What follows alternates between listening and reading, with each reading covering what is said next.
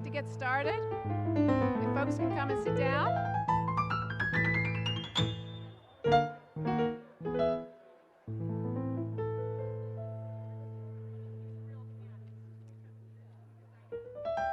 Let me try that again. If folks can sit down, please.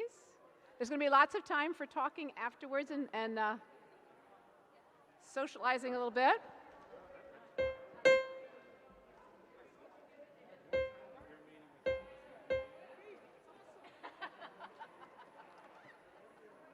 All right.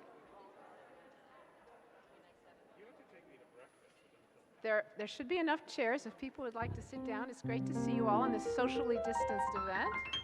All right. I think we're ready to go. We're going live. We're recording and live streaming, so people around the world can watch this. I'm sure there are Arlingtonians all around the world that are going to be tuning into this, so everybody will get started and keep things cooking along.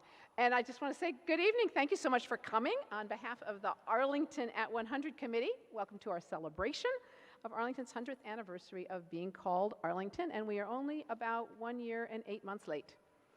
But we've done it, and we're here, and it's great. I'm Libby Garvey, as I think you probably all know.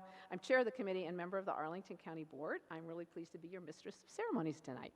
So, as I say, we're holding this celebration a little bit late. We'd originally planned it for March 2020. We're delighted you could be here, and delighted to have people from home being able to watch it too. Our theme has always been Arlington at 100, looking both ways, looking to the future, looking to the past, and then looking to the future. And our committee really wanted this exhibit and celebration to kind of prompt reflection and thought.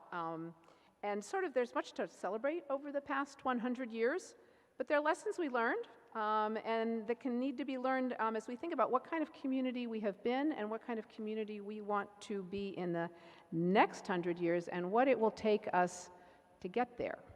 I hope you've had a chance to enjoy the exhibits here a little bit. As you've noticed, we've put them in 5 sort of general kind of areas. Volunteerism and activism, that's kind of a major thing that Arlington has always done. Growth and development, diversity in our neighborhoods, our major people, and it's been interesting because sometimes you find out there are people who are really important to our history, but maybe you haven't heard of them, and that's part of the point of this project. Education is a theme, and also our environment. We've got a few speakers here tonight to help us put it all in perspective. We're going to seal this time trunk. It may have started at one point as a time capsule, but it pretty quickly was clear we weren't going to fit enough into the time capsule. So we've got a time trunk. We're going to maybe even sing happy birthday, and we're going to let you know how you can learn some more if you want. You know, I think the past 2 years have really shown us all how much the world can change in a very short time, how fragile life is, and how important it is to understand our past as we create our future. We on the Arlington at 100 Committee have been energized by all of the stories that we've been hearing and the history we have discovered while preparing for this event tonight. And so, as I say, while tonight is celebrating the past 100 years, lots to celebrate, it's also the beginning of a renewed effort to understand and present our history so it's easily accessible for everyone over the next 100 years. So to get us started, I am pleased to welcome the chair of the Arlington County Board, Matt DeFranti. Matt?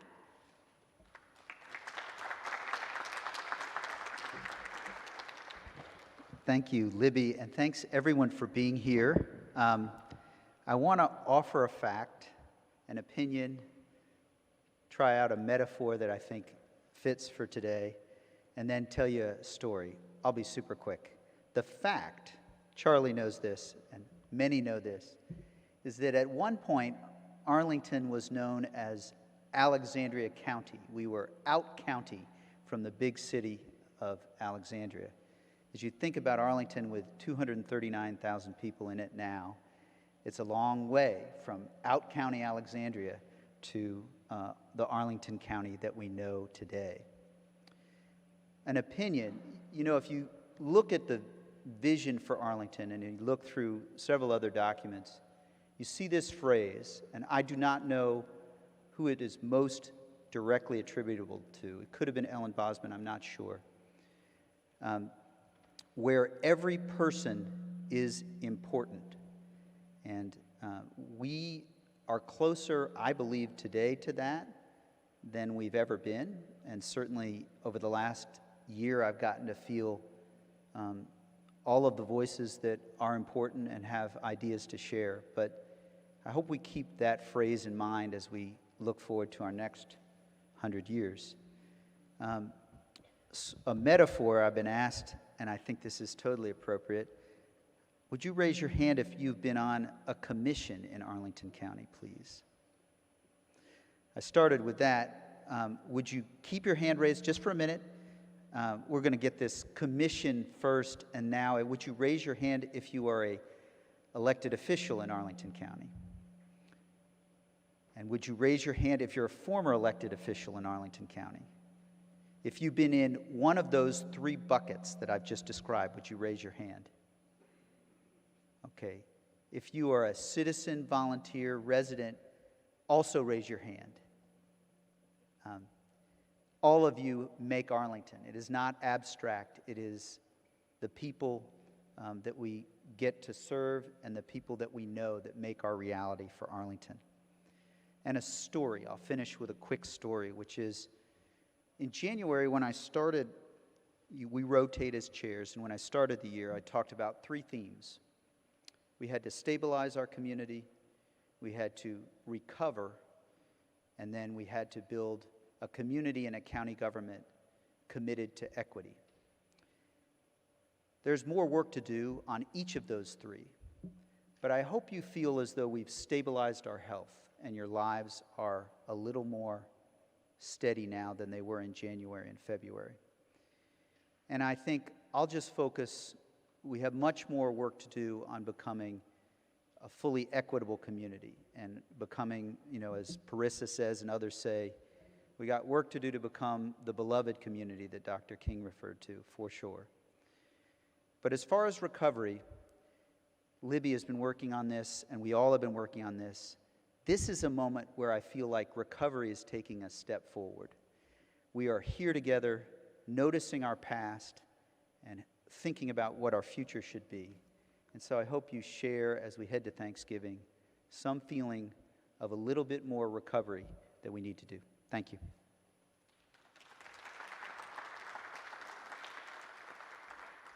Thank you, Matt, Chair of the County Board, Chair of the School Board. Barbara Cannon, and please come.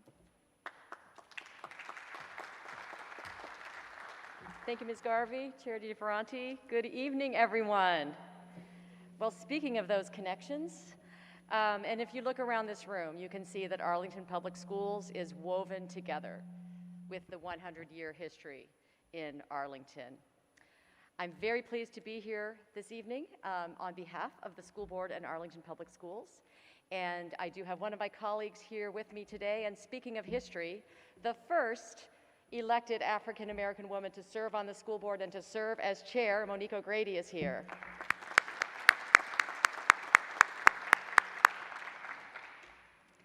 We are living history and creating history every day. So we can talk about history in different ways. We can talk about our graduates. And if you had a chance to look at the displays around the room, you'll see that many of our graduates are represented. We have some graduates represented right here in the room. People who've made history in a variety of ways. Artists, entrepreneurs, writers, Charlie Wilma was here, explorers, government officials, military leaders, and all kinds of creators, thinkers, and dreamers. Our graduates have contributed locally, statewide, nationally, and globally. We can talk about our buildings. If you walk into Swanson Middle School, you will see the plaque that shows that the Works Progress Administration was responsible for the building of that school, FDR's New Deal. Today's Hoffman Boston Elementary School was the segregated black high school at one time. And today's newly named Dorothy Middle School was the first desegregated school in the Commonwealth. And if you haven't had a chance, you can read about that right over there on the wall. The story of Arlington's desegregation is a story of civil rights activism here in Arlington. But also, frankly, it's a story of this community not wanting to close its schools due to massive resistance. It's a story of people all over Arlington just wanting good public schools. I forgot I'm allowed to take my mask off while speaking, right? That, I believe, is the main theme of our history together. Arlington has always been and continues to be a community that believes in public education and strongly supports public schools. History happens in waves and cycles, but there is that thread in Arlington of always supporting public schools, a constant thread, and we thank you for that. Today, our students are living history with the pandemic. Just as the Depression-era generation, or the World War II generation, or the Civil Rights generation were informed and changed by events happening around them, our young people today will be shaped by this pandemic.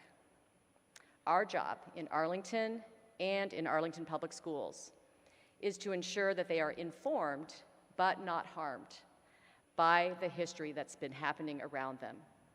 We want them to carry forward with the resiliency, the adaptability that they've developed over the past 2 years, and if they've experienced any harm, whether academic, social, emotional, or anything else, we must ensure that they have the supports they need.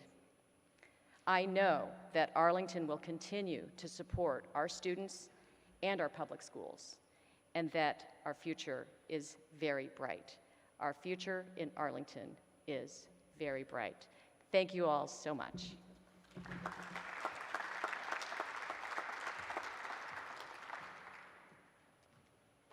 Thank you so much, Matt and Barbara. I think actually our government, our schools are really like this, and really Arlington has always, always valued education.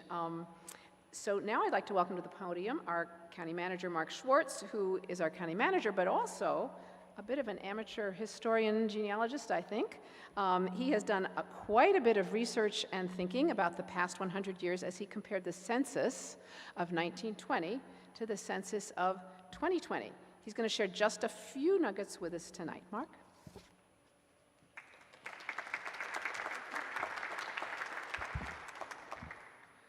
I'm also an amateur county manager. We'll talk about that some other time. So first, I just want to thank everybody for coming this evening, and I see that Diane Kresh and Cynthia Liches-Torres, who are two phenomenal county staff, are here, and I wanted to thank them. Also, Elizabeth Hardy, I don't think is here this evening. She and her team helped my work, which was over about a year to do this analysis and comparing the 1920 census to what we thought would be the 2020 census, realizing, of course, we didn't actually have the 2020 census results to go on.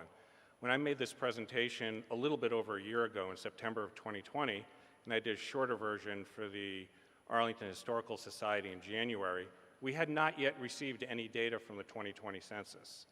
The data we have received has been scant over the last few months, and a lot more to come over the next 6 months. But one thing that was interesting to me is that each year the Census Bureau puts out something called the American Community Survey, which talks about a set of factors and it's fascinating data about what's going on in that county. So this time last year, we were doing a comparison, and in 1920, Arlington was, its racial composition was 83% white. And under the American Community Survey that we did last year, the estimate was that Arlington would be 64% white. Well, we actually have this is one of the few data points we have in, share it with you as a point of information. Arlington right now is not at 64% white, but 58% white. But what does that mean? So we've done some diving in on that. We'll have some more details on this. There was a question on the census last year, that allowed you to answer what your race was. And you could answer that you were white, white alone, white plus one race, white plus two, white plus three, and white plus four.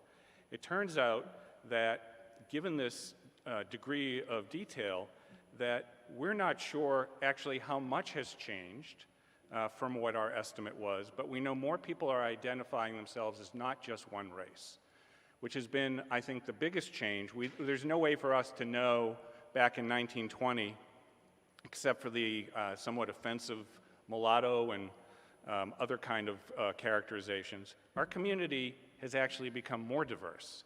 The percentages of minorities in our community have grown, and people identify themselves individually as more diverse. So something else to be looked at, and we'll spend a lot more time diving into that once we get more data. Not willing to rest on the work that we've done there, the upcoming projects in my effort to annoy staff include updating the work we've done on analyzing what happened, and Charlie Clark will know all about this, in 1929 when the city of Alexandria annexed a part of Arlington County that's essentially the Del Rey area, which made my comparison of the 1920 census and the 2020 census a living hell. We're going to be doing an update of that. We're also going to go back and try to see if we can figure out the impacts of the Spanish influenza in the 1920 census and try to compare what's going on right now with the pandemic we have. And finally, for a little bit of fun, we have all the census data that we categorized online in our open data portal, and you can do fun things. So yesterday, in the middle of, issuing a mandate on vaccines, negotiating various deals, I went in. Last time I figured out what were the most popular last names, but I figured what were the most popular first names in 1920 in Arlington. But before I did that, there were only 8 people who had the first name Mark, 4 people who had the first name Libby. This is shocking. 3 people who had the first name Matt, 29 who had the first name Katie, 3 with the first name Christian, and you're not going to believe this. Takis appeared 0 times in the 1920 census. But the most popular name in 1920, first name, was William. There were over 660 people who had the first name William. That's out of a population of a little bit over 13,000. The next most popular first name was Mary at 488, followed slightly behind by John at 453, and George at 305. So these are the kinds of nuggets that I amuse myself with during the day. And I did want to conclude by telling Cynthia something she doesn't know about, which is that my final project is going to be, we're going to be working over the next few years to take your iPhone and actually be able to show you the history of Arlington. So when you come into Lubber Run, you can hold up your camera and it will show you what was on this site over the last 100 years. Now there's a lot of work involved with that. A whole bunch of new GIS layers. I haven't told anybody in DES about that. But it's really exciting because we walk around the county, we see it as it is. I want people to see it as it was and how it informs what we are right now. So with that, I want to thank everybody for coming, and I'm going to turn it back to the member of the board who has been spending an incredible amount of time on this, Libby Garvey.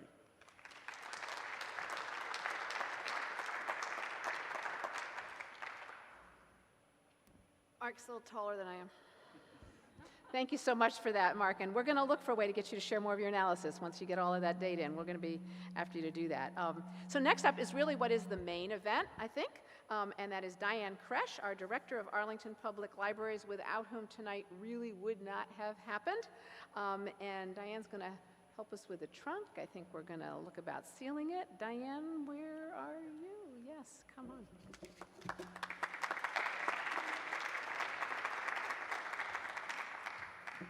Thank you. Nice to see all of you, honored guests, residents, colleagues, staff, elected officials. It's really, truly an honor to be here this evening. I grew up in Arlington, and it's been a joy to work on this project and get to know even more about the history. A We the People bookmark, a knitted stress ball in the shape of the coronavirus, many masks, 3 t-shirts, a selfie of a marcher for Black Lives Matter, a program from a memorial service of a beloved colleague, a message from the county manager, a Time magazine cover photo of an historic first, a collection of poems by Arlington poets, 100 objects selected for posterity in a time capsule containing souvenirs of the year that was. 2020 was supposed to be celebratory, the 100th anniversary of the name of our community of Arlington, the 100th anniversary of passage of the 19th Amendment, granting many women, including the women of Arlington, the right to vote, a decennial census, a presidential election. We were supposed to eat cake, sing happy birthday, take joy in the community we have chosen to call our home, a community that in less than 100 years evolved from dairy farms and cherry orchards to a vibrant community now home to many corporations. And then in March, in keeping with our Centennial theme, a global pandemic interrupted our plans and disrupted our lives. More than 19,063 Arlingtonians have been infected with the virus since March of 2020, and 274 have died. Losses still felt throughout this community. Schools and libraries closed, restaurants shuttered, some never to reopen. Virtual meetings replaced in-person exchanges. Grocery stores could not keep hand wipes and disinfectant in stock for months on end. Recipes for homemade soap proliferated. Family holidays were curtailed or canceled altogether. Commuter rush hours were non-existent. Professional basketball teams played inside sealed bubbles. Residents created safety pods of friends and families, and phrases like social distancing, flatten the curve, and hygiene theater entered the vernacular. It was both the worst of times and in some ways the best. Here we are 1 year later, gathering with face masks in place to celebrate our heritage, and with a little pomp and circumstance, ceremoniously seal our time capsule. Looking Both Ways, the subtitle of the exhibit accompanying this evening's Centennial event, asks that we consider our shared past as we prepare for our future. Like most history, ours too is messy, imperfect. We have not always been who we say we are. Our actions have sometimes fallen short of our words. Yet we have always tried, both as individuals and as a community, to do better. The 100 objects in this capsule do not tell the whole story of Arlington, nor could the stories of the 238,643 residents counted in the census. Stories are the bedrock of history, and they too require time to age and acquire added meaning and context. It will fall to the next generations to interpret and reflect anew on the story of this moment in Arlington and place it in a national and global context. Drawn from individuals and civic groups across the county, these items are the raw materials that will add depth and breadth to any interpretation. Arlington County and its leaders have been challenged to provide aid and support to our community throughout the pandemic. And under extraordinary circumstances, everyone from public safety and frontline health workers to those who keep our drinking water safe have delivered the best services we could as the immediate risks of the virus receded and our desire to get back to what we do every day rose. We learned to meet service needs in new ways. We helped one another. We looked out for the most vulnerable through meal and grocery distributions, and we enabled people to stay in their homes. We adapted. We took the bitter and made it sweet. Once sealed, the time capsule will not be buried. It will be stored in the collections of the Center for Local History of Arlington Public Library, supported, at least for now, by the staff who collected and curated the contents. The public library is a fitting home for a collection of this time.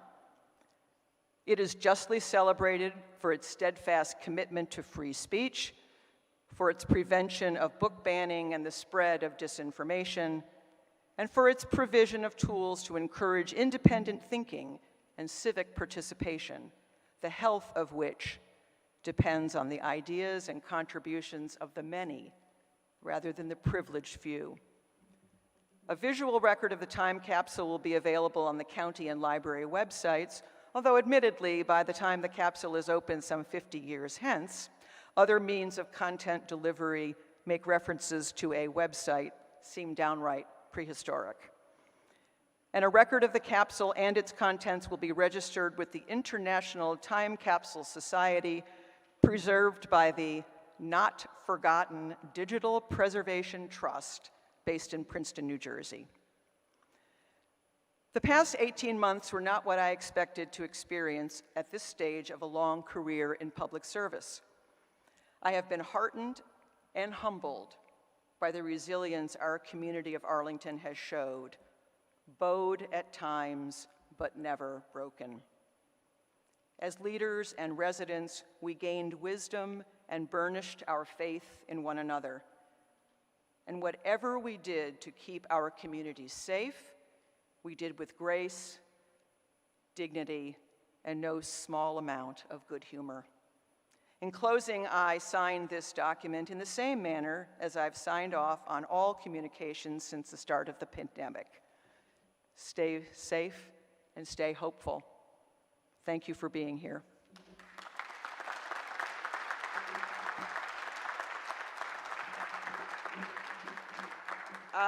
I want also, please, to recognize the members of the operations group within the Centennial Committee, which was under Cynthia's direction. This event didn't just come together. A lot of people played very critical roles, and so if you'll indulge me for a minute, please. Angela Adams from AED Cultural Affairs, feel free to raise your hand. Stacia Aho Libraries, Julia Berg Libraries, Tanya Cohen, Emergency Management, Courtney Crawley, Comms, County Manager Office, Peter Hill and his team with ATV, Cynthia Lichese Torres, CPHD, Office of Historic Preservation, Justin Martin Libraries, Charlie Meadows Libraries, Pete Lusk and his staff in DPR, who made this event possible to be held here in this glorious, glorious facility. My supreme thanks to Jane Rudolph, Director for Parks. Henrik Sundqvist, Libraries, and finally, Mikkel Tawney, also CPHD, Office of Historic Preservation. Thank you.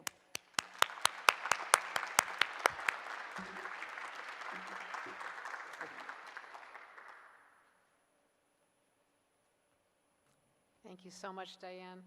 How many of you knew that there was like a whole repository list of all of the time capsules in the whole country?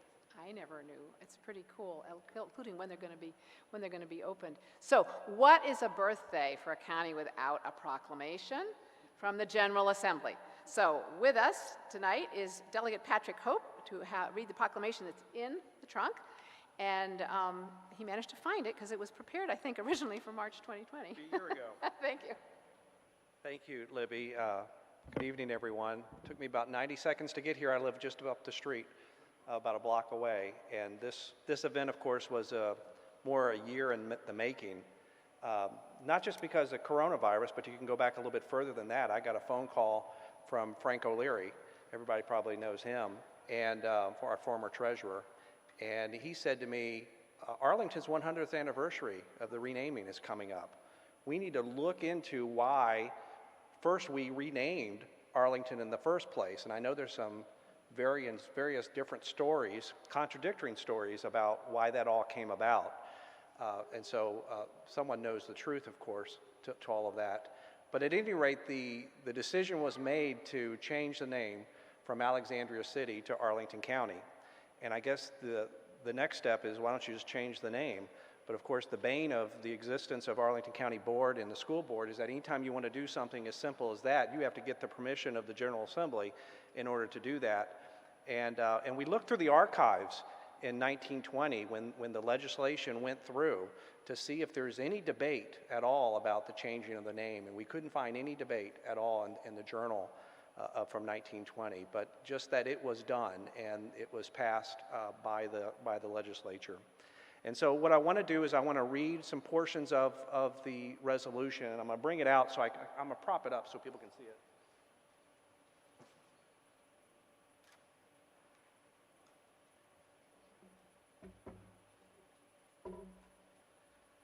Absolutely beautifully done.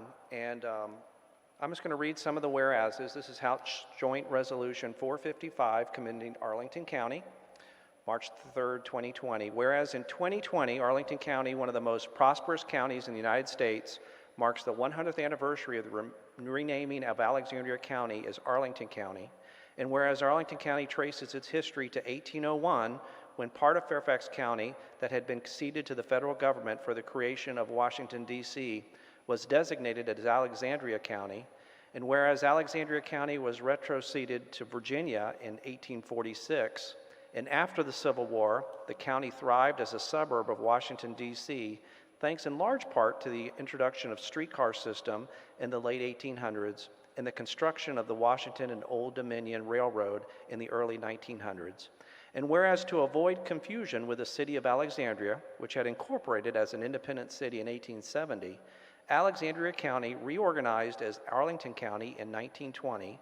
The county took its new name from the Arlington House, the grounds of which now serve as the site of Arlington National Cemetery.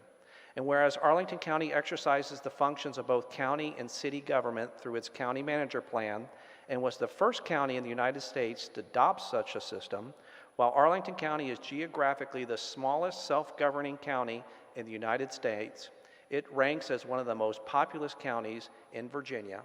Whereas Arlington County was a pioneer in the school integration movement, announcing plans to integrate its public schools in early 1956, Stratford Junior High School ultimately became the first public secondary school in the Commonwealth to racially integrate in February of 1959. And whereas Arlington County has taken an active role in transit planning in the region and its work to prepare for the construction of the Washington Metro has become a model for revitalization of older suburbs throughout the country. And whereas with its rich history, vibrant cultural diversity, and economic vitality, Arlington County and its residents have made incalculable contributions to the Commonwealth and the United States.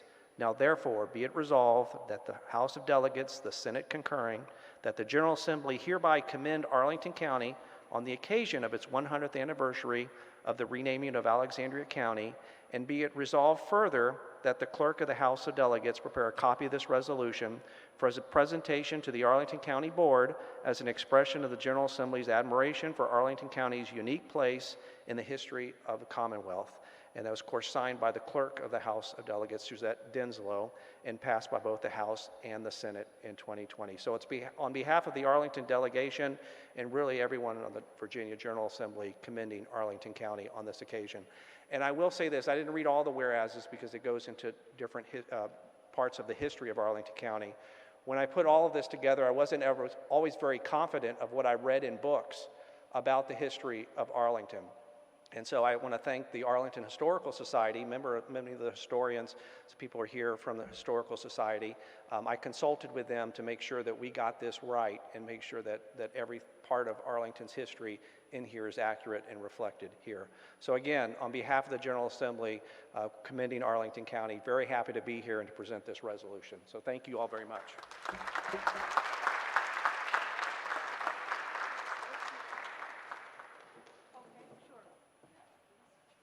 Do a picture first. Sorry, quick photo op we don't want to miss. It's going to get sealed away for a long time. Masks or no masks? I think no masks. No masks. I'm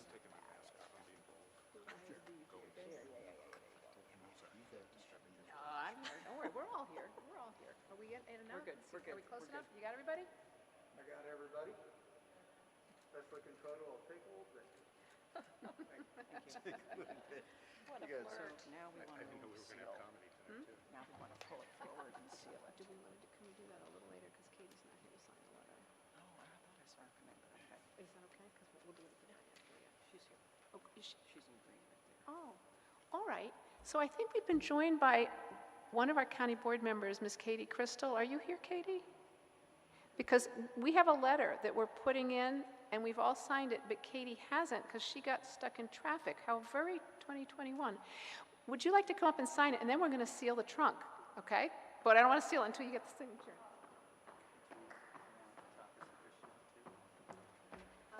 Yes, we seal it. Excuse me? I didn't know you were here.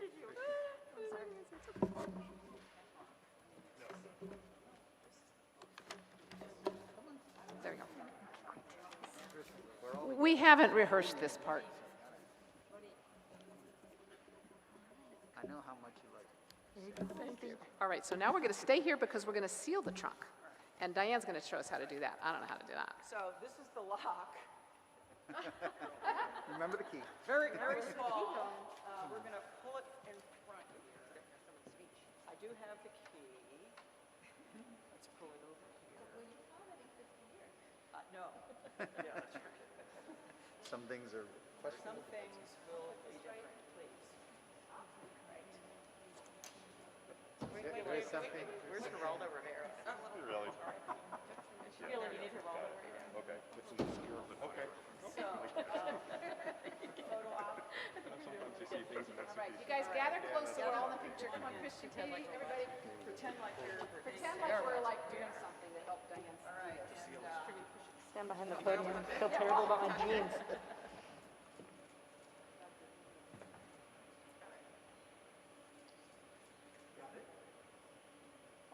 excellent. All right, thank you.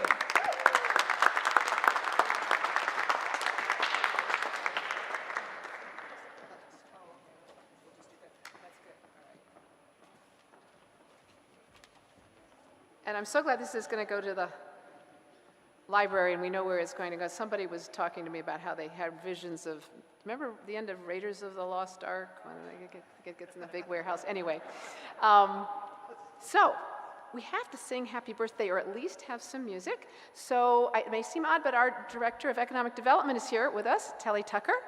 And I asked him if he could do something. He's a trained musician and said he's kind of worked up a little something for us. And take it away, Telly. Thank you.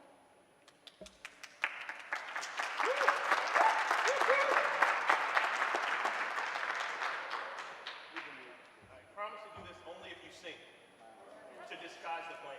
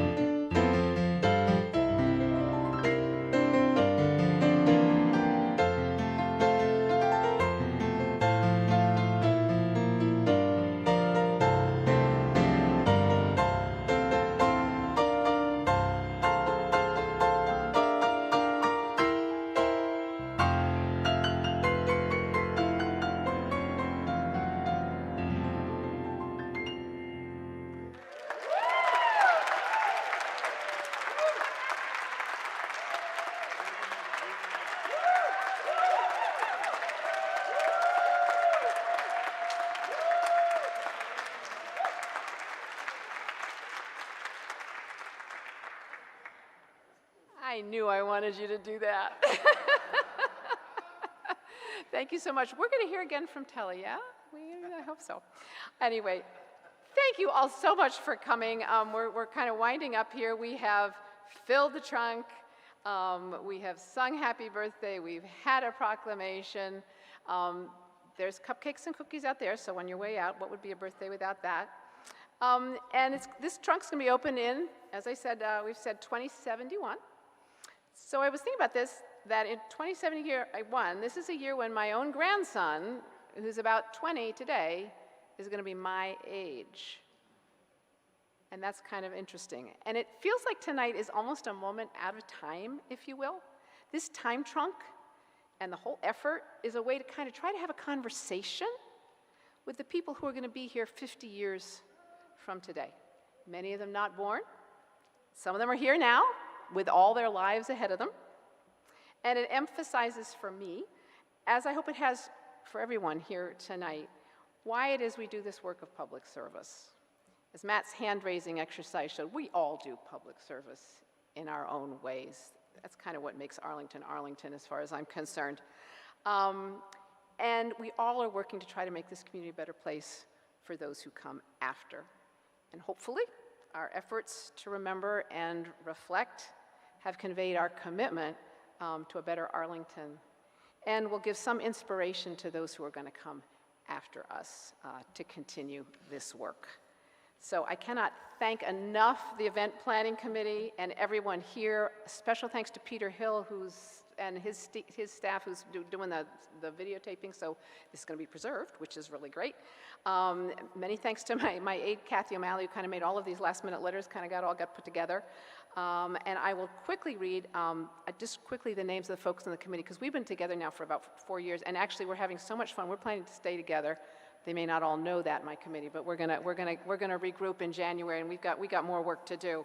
So as you know, we've got Diane Kresh, our Director of Libraries, Cynthia Lichese-Torres, some of you have heard these names before, John Weistat, Emma Violan-Sanchez, and Angela Adams, Stacia Aho, Carmela Ham, Kathy Hicks, Kim O'Connell. If you're here and you want to raise your hand, please do. Gregory Pierce, Colonel Joseph Simonelli, Nancy Tate, Michael Tawney, and Kathy O'Malley. So thank you all. Thanks everybody for coming.